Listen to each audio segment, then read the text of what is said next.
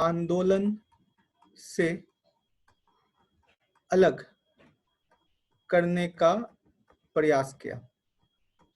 तो बेसिकली अगर हम इस एक्ट में देखें तो ये एक्ट मूल रूप से जिसको टारगेट करके आया था, इस एक्ट का जो टारगेट था, लक्ष्य था, वो था नरम दल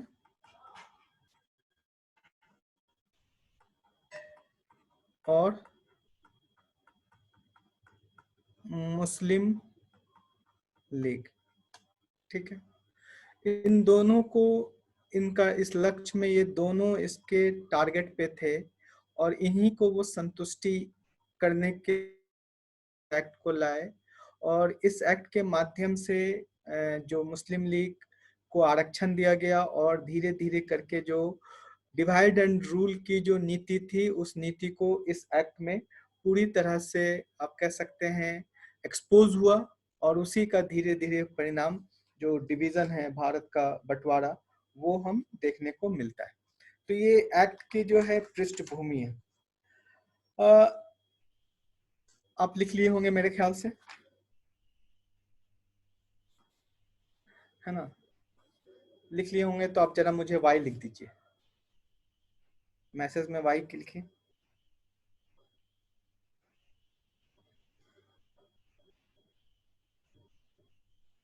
ठीक है, चलिए, ठीक है। तो अब हम अगले पेज से इस एक्ट में क्या क्या प्रावधान था उसके बारे में हम आपके साथ उल्लेख कर रहे हैं कि इस एक्ट में क्या प्रावधान था।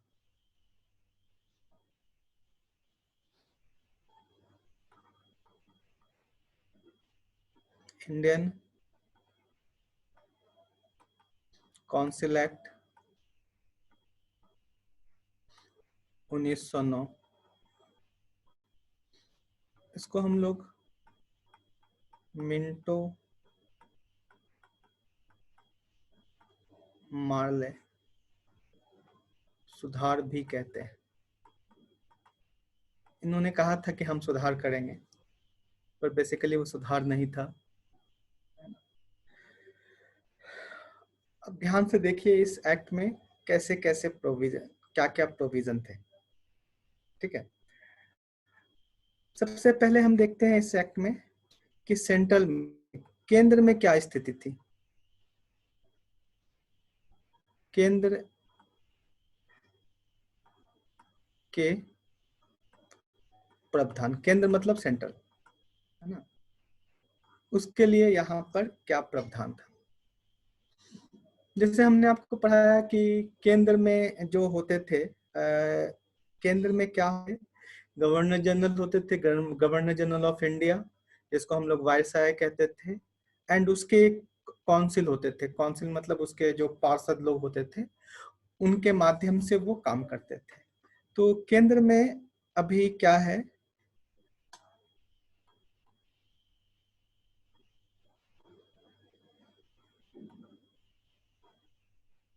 गवर्नर जनरल है एंड उनके पार्षदों की संख्या थी अभी तक 7 पार्षद थे। और इसमें एक नया पार्षद जुड़ा जिसको कहा गया एक्स्ट्रा ऑर्डिनरी मेंबर।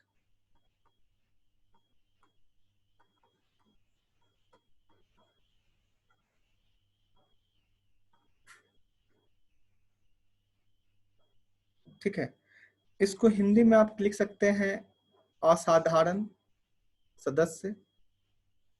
ओके, लेकिन बेहतर है कि आप इंग्लिश शब्द लिखिए एक्स्ट्रा ऑर्डिनरी मेंबर। तो अब इसमें टोटल लोग कितने हो गए, इंक्लूडिंग गवर्नर जनरल, 9। ठीक है, तो governor general and his council में अब टोटल 9 लोग हो गए, एक गवर्नर जनरल और 8 उसके पार्षद। क्लियर है यहाँ पर? अब कहा गया कि जो केंद्रीय विधानमंडल है,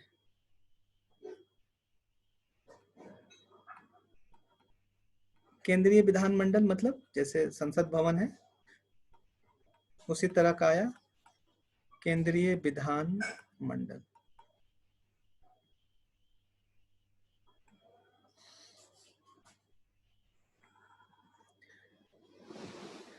नियम का निर्माण होता है विधानमंडल में। हमने आपको लास्ट क्लास में बताया था इसके बारे में कि ये लोग नियम का निर्माण करते हैं। इसमें ना टोटल 69 लोग थे। टोटल कितने लोग थे? 69। ओके, अब देखिए 69 टोटल थे, टोटल थे इसमें 69 और 9 क्या थे? Governor general and his council, governor general and his council में 9 लोग थे। तो 69 माइनस 9 अगर हम इसको ऐसे लिख दें तो ये हो जाएगा टोटल, ऐसे छोड़िए 69 लोग काउंसिल में थे, तो रेस्ट कितने बचे? रेस्ट मेंबर हैं 60।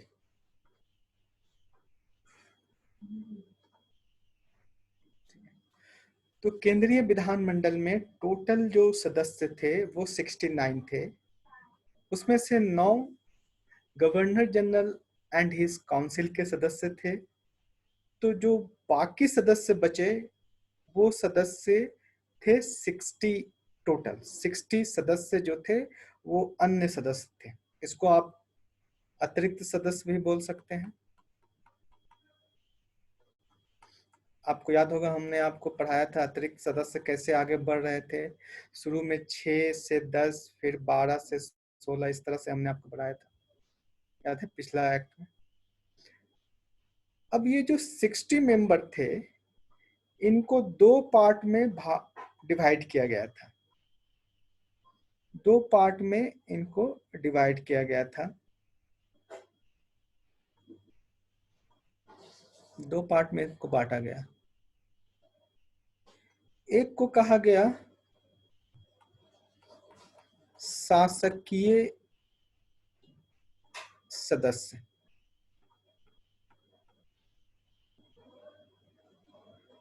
ठीक है, और दूसरे के लिए शब्द आया गैर शासकीय सदस्य। शासकीय सदस्य की जो टोटल संख्या थी वो थी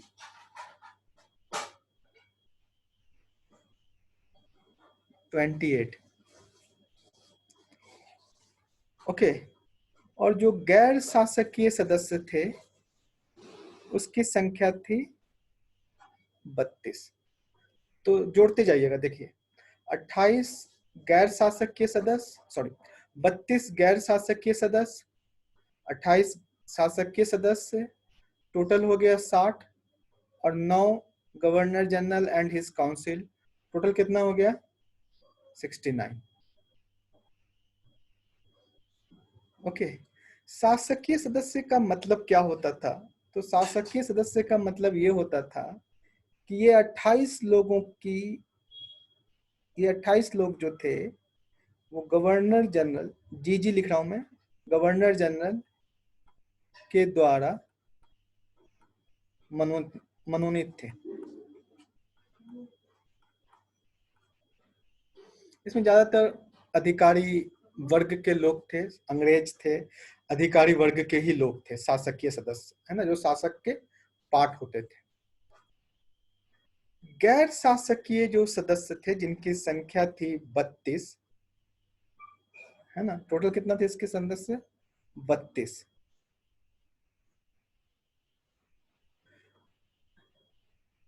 इसको 2 भाग में बांटा गया था। एक को कहा गया मनोनीत, और दूसरे के लिए शब्द आया निर्वाचित। मनोनयन मतलब कि उसको जो है नॉमिनेट करते हैं हम लोग। इसमें 5 सदस्य होते थे जिनको नॉमिनेट किया जाता था। और कौन नॉमिनेट करते थे? तो गवर्नर जनरल ऑफ इंडिया। जब भी हम गवर्नर जनरल लिखेंगे, इस बात को आप समझिएगा कि ये गवर्नर जनरल ऑफ इंडिया है। प्रांत के लिए जो गवर्नर होते थे उनके लिए सिर्फ शब्द यूज करते हैं गवर्नर। तो 32 में से 5 अभी गवर्नर जनरल मनोनीत कर रहे हैं, और रेस्ट कितना बच गया? 27, जिसको कि हम लोग निर्वाचित करने का शब्द यूज करते हैं। पर बेसिकली ये निर्वाचित ना हो करके ये क्लास और इंटरेस्ट, मतलब जैसे भूमिपति का क्लास है ना, क्लास और इंटरेस्ट के लोग थे। ओके, तो 27 मान के चलिए कि 27 जो है वो निर्वाचित होते थे। क्लियर है यहाँ तक? हम अगला पेज में आपको बताएंगे और बातें। पहले यहाँ तक आप क्लियर है? यहाँ तक कोई डाउट? तो इसको जरा जल्दी से लिख लीजिए आप। इसको लिख करके आप मुझे वाई लिखना, फिर हम आपको यहाँ से फिर इसको आगे बताएंगे। ये वाला इसको नेक्स्ट पेज में बताएंगे कि ये निर्वाचित जो सदस्य थे ये कैसे आते थे।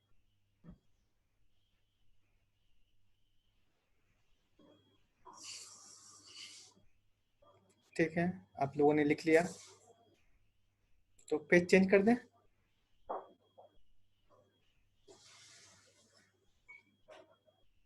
हेमेंद्र जी पेज चेंज कर दिएगा। ओके, निर्वाचित कितना हमने लिखा था अभी आपके साथ? निर्वाचित लिखा था टोटल 27, है ना। ये सब केंद्रीय विधानमंडल की बात कर रहा हूं मैं, सेंट्रल की बात कर रहा हूं। जो 69 मेंबर्स थे उनमें किस तरह से डिवीजन था।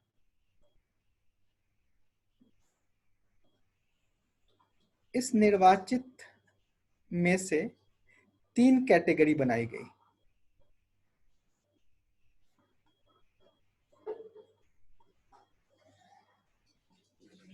तीन कैटेगरी में था, पहला था साधारण सदस्य,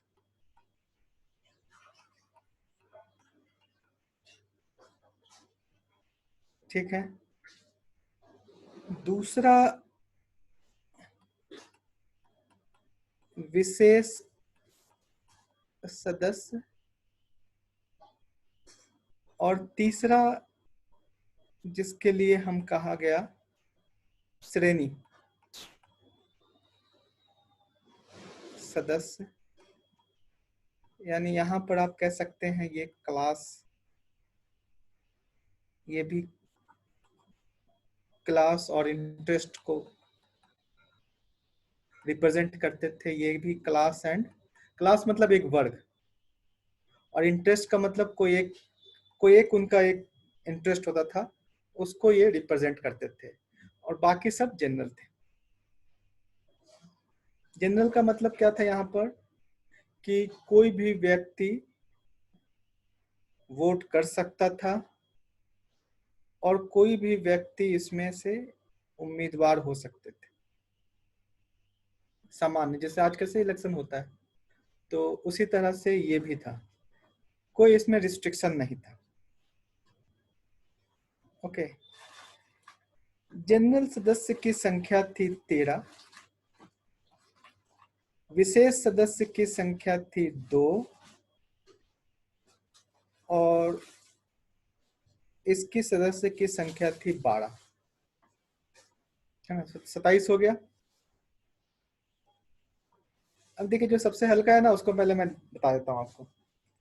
लिखने पे ज्यादा जोर देने की जरूरत नहीं है, ज्यादा जोर समझने पे है।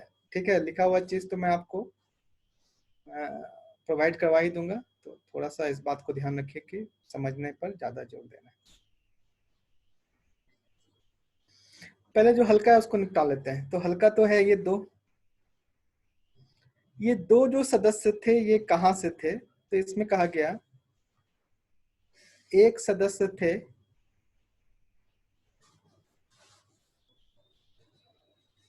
बंगाल के चेंबर ऑफ कॉमर्स, और एक सदस्य थे Bombay chamber of commerce. Chamber of commerce Bengal का एक सदस्य को नॉमिनेट करके वहां पर भेजता, सिलेक्ट करके आपस में से। उसी तरह से बॉम्बे का भी चेंबर ऑफ कॉमर्स एक सदस्य को अपने में से सिलेक्ट करता और भेज देता। तो दो सदस्य यहाँ से थे। ये जो 13 सदस्य थे,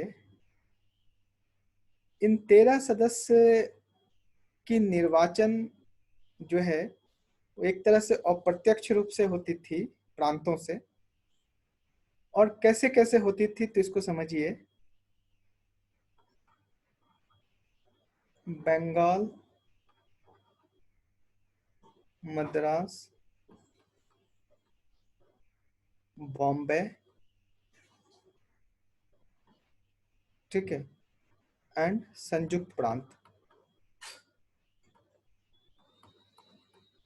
यहाँ से दो, यहाँ से दो, यहाँ से दो, यहाँ से दो, और बाकी उड़ीसा, असम, बिहार और मध्य प्रांत से एक, एक, एक, एक और एक और पंजाब और बर्मा दोनों मिला करके एक। तो साधारण सदस्य ऐसे होते थे।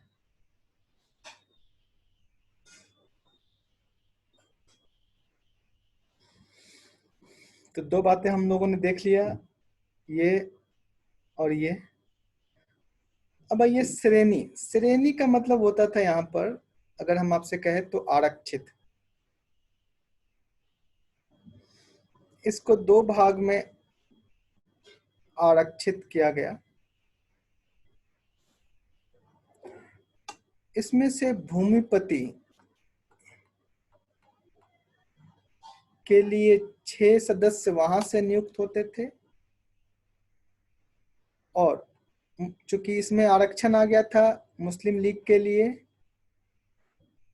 तो मुस्लिम क्षेत्र से 6 सदस्य की नियुक्ति का प्रावधान था।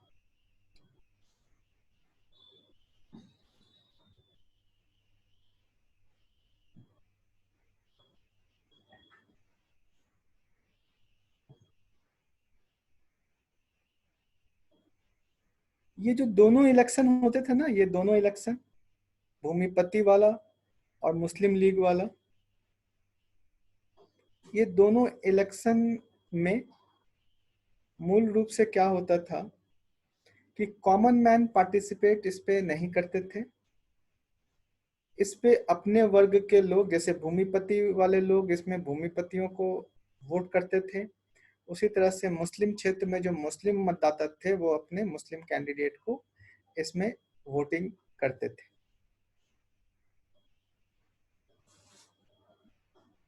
ये 6 लोग, ये 6 और ये 6 कहाँ से आते?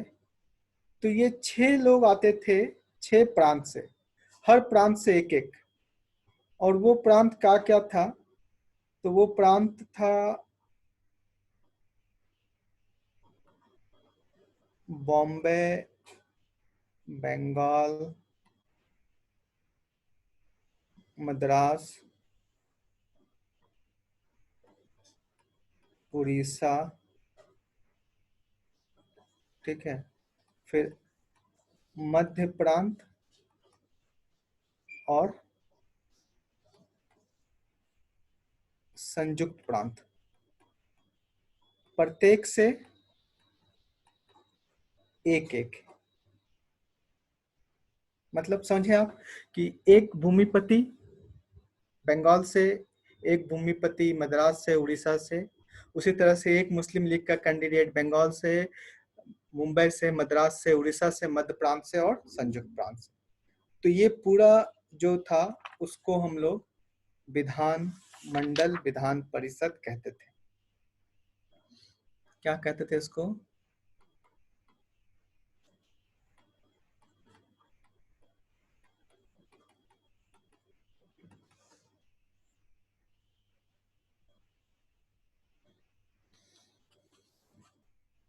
यहां तक लिख लिया आप लोग?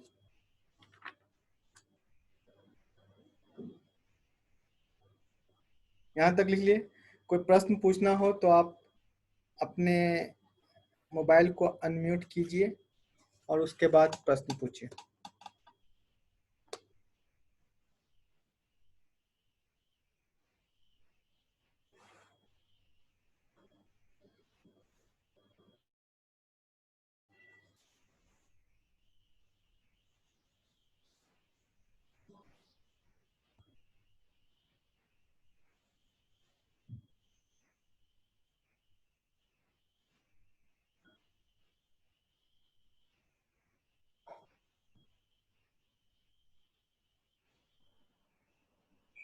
Any question? Yes sir.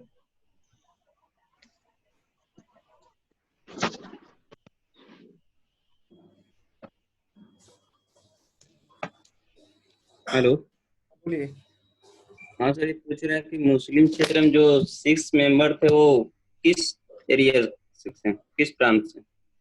मुस्लिम क्षेत्र और जो भूमिपति वाला क्षेत्र था उसमें 6 जो प्रांत का मैंने नाम लिखाया आपको कि बॉम्बे, मद्रास, बंगाल, उड़ीसा, मध्य प्रांत और संयुक्त प्रांत, इन सब से एक एक मेंबर मुस्लिम लीग के भी थे और एक एक मेंबर जो भूमिपति वर्ग था उससे भी थे।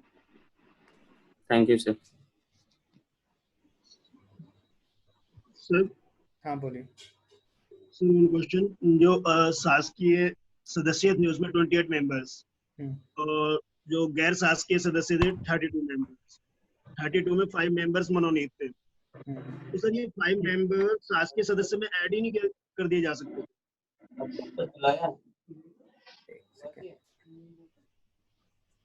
क्वेश्चंस आप जरा फिर से बताएंगे मुझे?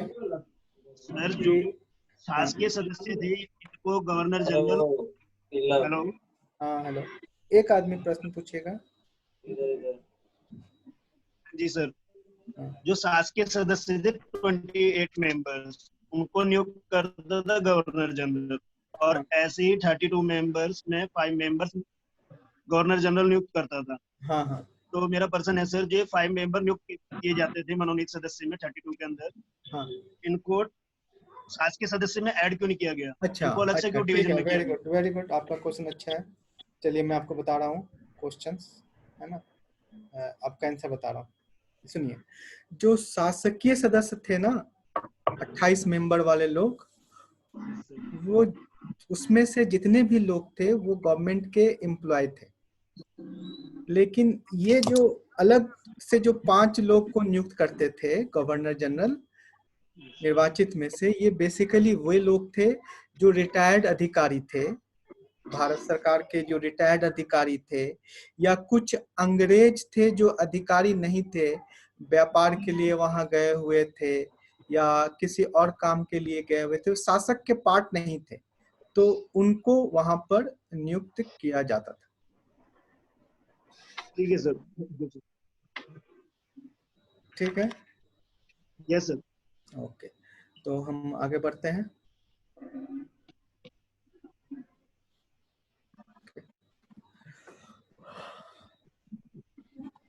अब देखिए कि ये तो था सेंट्रल में, केंद्र में कैसी व्यवस्था थी।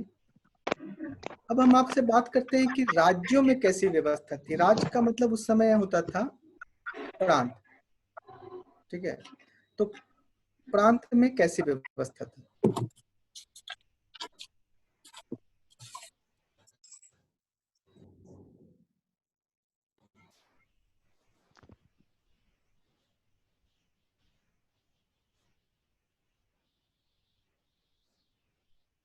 Okay.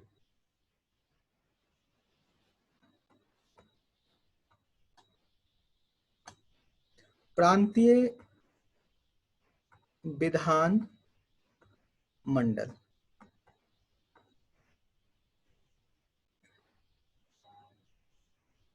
ओके। तो प्रांत में कैसे थे विधान मंडल, वहां पर आपको समझना होगा।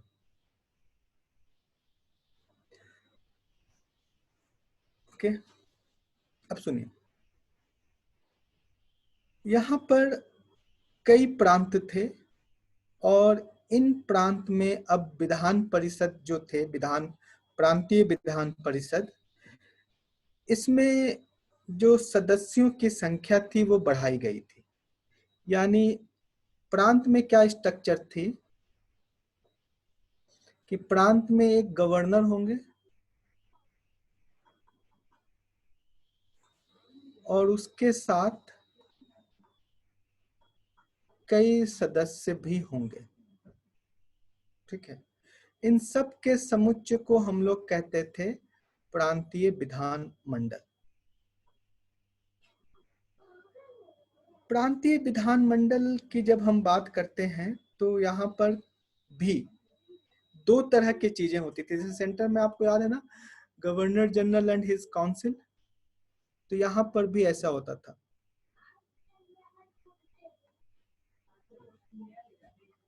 Governor plus his council.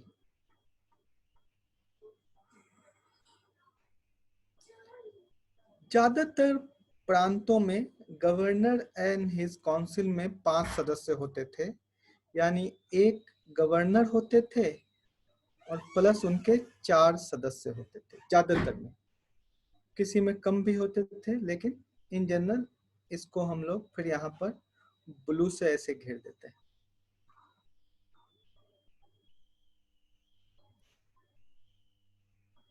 ठीक है। ये कॉमन था सभी प्रांत में, सामान्य था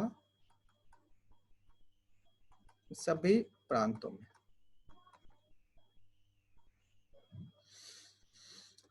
अब इसके साथ साथ ना इनके सदस्य थे, जिसको आप पहले से भी जानते होंगे, अतिरिक्त सदस्य।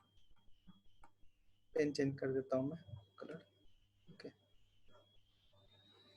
अतिरिक्त सदस्य। अब अतिरिक्त सदस्य कैसे होते थे, तो वो अलग अलग स्टेट में अलग अलग अतिरिक्त सदस्य होते थे और इसकी संख्या किस तरह से होती थी, ये सामान्य रूप से मैं 2-4 का नाम बता देता हूँ। बंगाल में 52 सदस्य थे, मद्रास में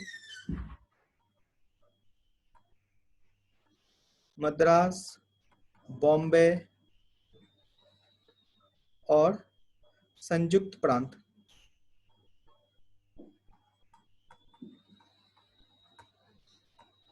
में 47 होते थे। तो इसको याद रखने की जरूरत नहीं है, बस ऐसे ही मैं आपको इसमें बता रहा हूँ कि ये किस तरह से अलग अलग, चूंकि बहुत सारे थे, बंगाल था, असम था, मद्रास था, मुंबई था, पंजाब था, बर्मा था, तो उतना याद करने की इसकी जरूरत नहीं है, सिर्फ कुछ के बारे में इसको समझिए।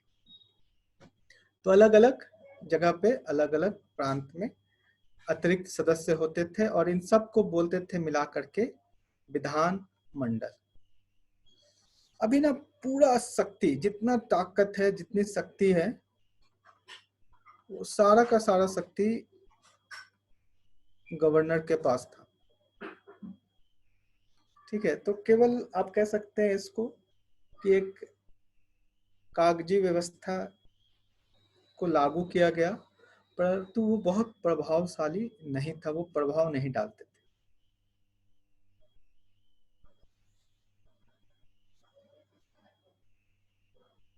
इसमें से जितने भी सदस्य होते थे अलग अलग प्रांतों में, वो मूल रूप से आप कह सकते हैं कि 3 भागों में बटे होते थे। एक होता था मनोनीत, जो गवर्नर जनरल करते थे, मनोनीत, ठीक है। दूसरा होते थे चयनित, निर्वाचित, और तीसरा होते थे आरक्षण कह सकते हैं इसको, पर इसके लिए सही शब्द है श्रेणी। कौन कौन से श्रेणी होते थे आप जानते हैं कि मुस्लिम लीग का एक श्रेणी होता था और दूसरा होता था भूमिपति वर्गों का श्रेणी। तो इसमें इस तरह के लोग होते थे। अगर हम बॉम्बे का एग्जाम्पल दें, बॉम्बे प्रांत का, तो बॉम्बे प्रांत में जो गवर्नर के द्वारा मनोनीत सदस्य थे उसकी संख्या थी 6, सॉरी ऐसे था। निर्वाचित था 21, ठीक है। और इसके साथ साथ इसमें 4 मुस्लिम लीग से थे और 3 जो है भूमिपति से थे, एंड 6 आप कह सकते हैं यहाँ मनोनीत थे। तो इसको याद करने की जरूरत नहीं है, याद नहीं करना है इसको, क्योंकि बहुत सारे प्रांत है ना, और उसमें आप हर का डिवीजन आप उसे याद नहीं कर सकते।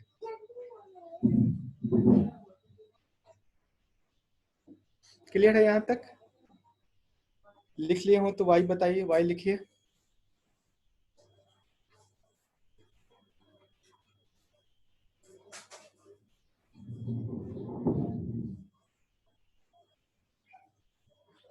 लिख लिए हो तो वाई लिखिएगा।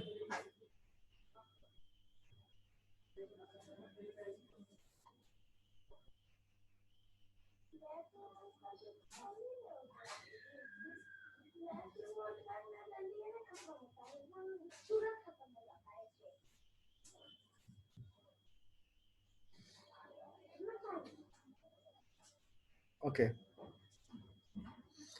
तो ये स्ट्रक्चर था दोनों जगह का।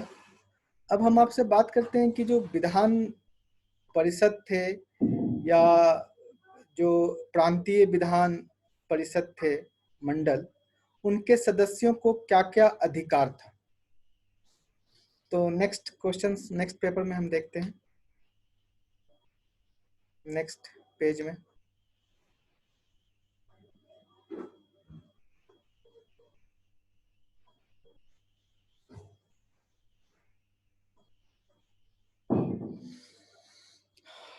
ओके, क्या अधिकार था उसको देखिए।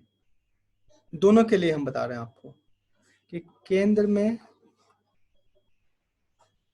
केंद्रीय विधान मंडल एवं प्रांतीय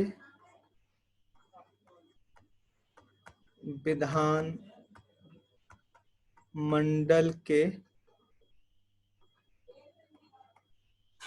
सदस्यों की अधिकार।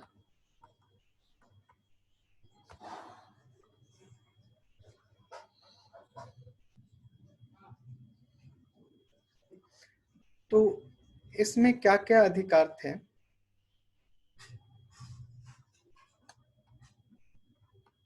कि किसी भी विधेयक, किसी भी कानून पर वाद विवाद कर सकते, प्रश्न पूछ सकते,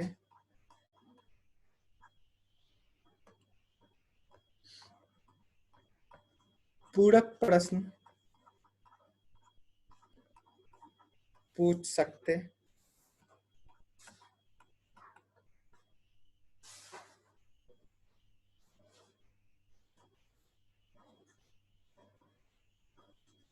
ठीक है।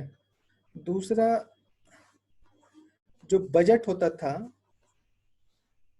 ठीक है, बजट पर वाद विवाद यानी विवेचना, वाद विवाद का अधिकार था, ठीक है। पर इसमें मत देने, मत विभाजन का अधिकार नहीं था। मतलब आप वोट दे करके बजट को कम नहीं कर सकते, उसको रोक नहीं सकते, ये सब अधिकार नहीं था। तीसरी बात इसमें ये कही गई कि करों के संशोधन, ठीक है, उसके साथ नए ऋण का प्रस्ताव स्थानीय निकायों के लिए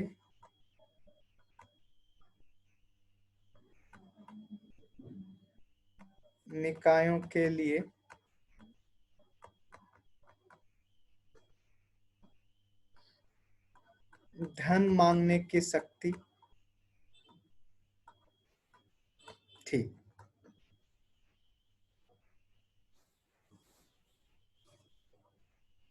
है ना?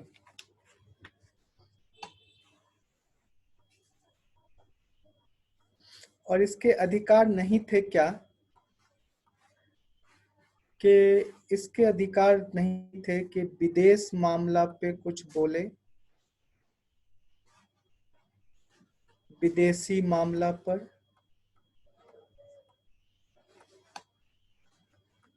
राजाओं पर,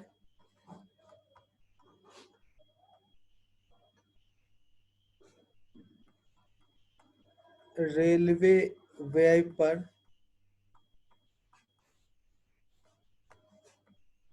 कुछ नहीं बोल सकते।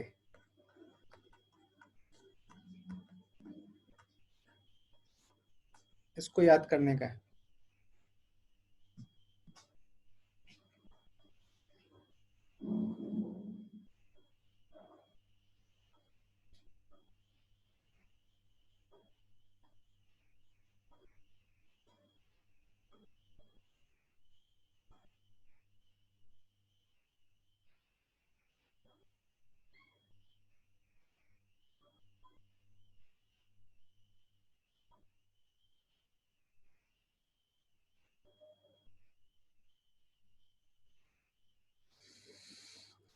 तो ये है 1909 का अधिनियम।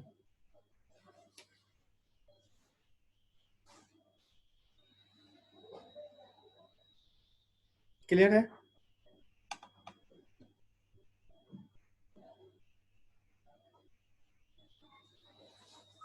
कोई प्रश्न?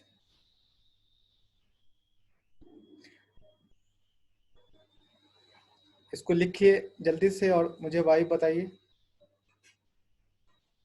इसको लिख करके जल्दी से वाई लिखिए मुझे।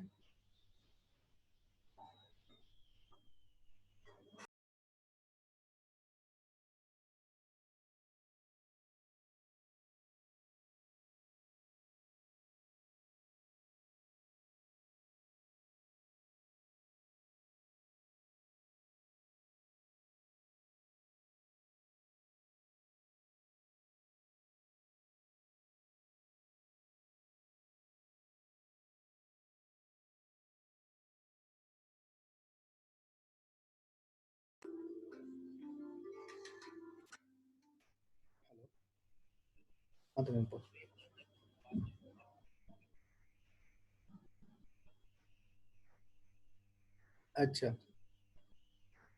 ओके,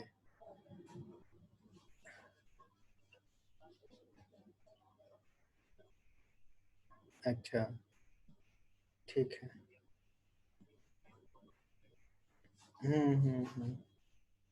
अच्छा, अच्छा, ओके।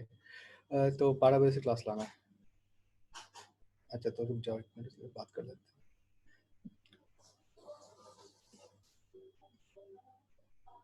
ओके फ्रेंड्स, तो अभी जो है वो जो हमारे जो टेक्नीशियन हैं यहाँ पर, जो मुझे प्रोवाइड करवाते हैं सीट वगैरह, उन्होंने कहा है कि 12 बजे से जो है वो उनका कुछ दूसरा तरफ काम है, ठीक है। तो चूंकि मेरे सिस्टम में ना वाइट बोर्ड सपोर्ट नहीं करता है, अगर मैं आपको क्लास लूँ इस मैटर को लेकर के, तो मैं सिर्फ लेक्चर दे सकता हूँ।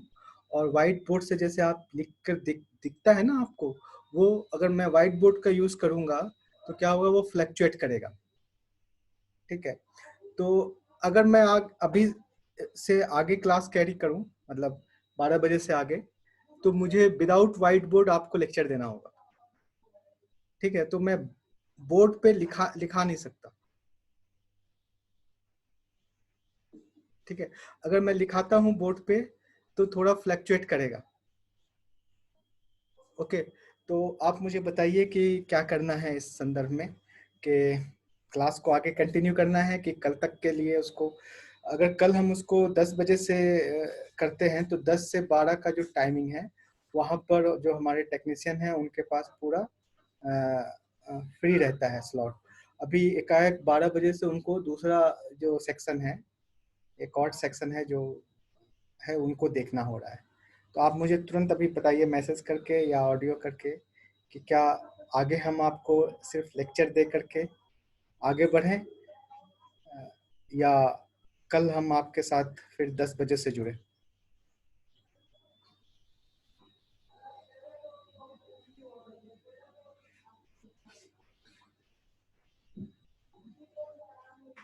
ओके, आप मुझे मैसेज कीजिए। एंड मैं आप लोगों के लिए एक वीडियो बनाया था और कल मैंने उसको अपलोड किया था। उसका सेंस ये है कि आप जानते हैं कि इस समय बहुत सारे स्टूडेंट्स जो हैं वो फंसे हुए हैं बाहर में, और कई ऐसे स्टूडेंट्स हैं, ओके, कई ऐसे स्टूडेंट्स हैं जो जिनके पास पेमेंट नहीं है, घर पे से पैसे नहीं आ रहे हैं, ओके। तो ऐसे स्थिति में हम लोग एक फंड क्रिएट करना चाह रहे हैं, और उस फंड के माध्यम से जिसको ज़रूरत होगा, जो ज़रूरतमंद लोग होगा, उसको हम रिलीफ दे सकते हैं कुछ ना कुछ। एक स्टूडेंट ने मुझे परसों मैसेज किया, साउथ नॉर्थ ब्रांच का स्टूडेंट था, कि उसके पास पैसे की बहुत तंगी है और उसके घर से भी नहीं आ रहा है। वो यहाँ पर ट्यूशन कर करके अपना जीविका का पालन कर रहा था, और उसने बहुत कम अमाउंट मांगा कि सर मुझे इतना अमाउंट मिल जाए तो मैं थोड़ा बहुत अपने लिए काम कर सकता हूँ या बिहार जा सकता हूँ।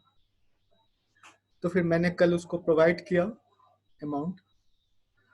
तो आप इसको मैंने टेलीग्राम पे भी आपने मैसेज को डाला है और फेसबुक पे भी डाला है। इसका एक तरीका ये हो सकता है कि हम इसको एक गूगल पे के द्वारा या भूमि ऐप या गूगल पे के द्वारा एक फंड को हम लोग जनरेट करें, क्रिएट करें, और फिर जिनको ज़रूरत होगा, ज़रूरी नहीं है कि वो स्टूडेंट, पर प्रायोरिटी में हमारे स्टूडेंट्स होंगे, और उसको हम लोग कुछ हेल्प कर सकें। तो आप मुझे अपने सुझाव अगर चाहें तो अलग से भी व्हाट्सएप नंबर पे मुझे सेंड करना, ठीक है। सबके पास है, तो आप मुझे बताना कि क्या करना है, इसमें कैसे करना है और किस तरह से करना है। दूसरी बात ये कि आप लोग मॉर्निंग में तो उठ ही जाते होंगे, तो क्या हम, अगर हम 10 बजे से क्लास लगते हैं ना, तो मुझे 2 घंटा टेक्नीशियन हमारे जो हैं वो हमको सपोर्ट कर देंगे। पूरा सिस्टम है उसमें वाइट बोर्ड फ्लक्चुएट करता है, तो इस वजह से मुझे उनके सिस्टम के थ्रू आगे बढ़ना होता है। ठीक है, तो हम अपना क्लास जो है वो कल संडे है ना, कल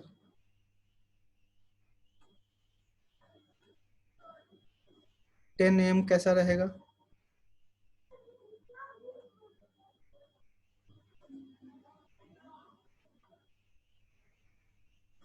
10 AM to 12।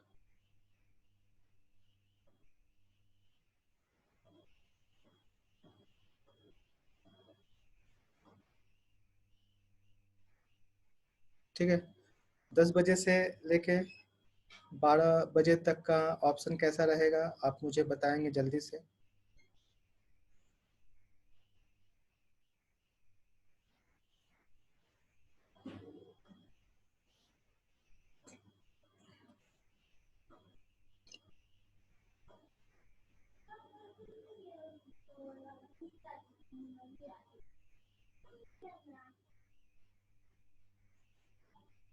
ओके, तो हम लोग 10 से 12 सुटेबल है, ठीक है। ओके, 10 से 12 हम लोग कर सकते हैं, ठीक है। अभी आप लोग मीटिंग को जो है लीव मत कीजिएगा, मैं अपने वाले सिस्टम के थ्रू दोबारा इसको लॉगिन कर रहा हूँ और मैं आपको बता रहा हूँ कि उस समय मेरा जो सिस्टम है वो किस तरह से रिस्पॉन्ड करता है। तो अभी आप लोग बने रहिए, 2 मिनट हम फिर से आपके साथ ज्वाइन करते हैं अपने लैपटॉप के थ्रू।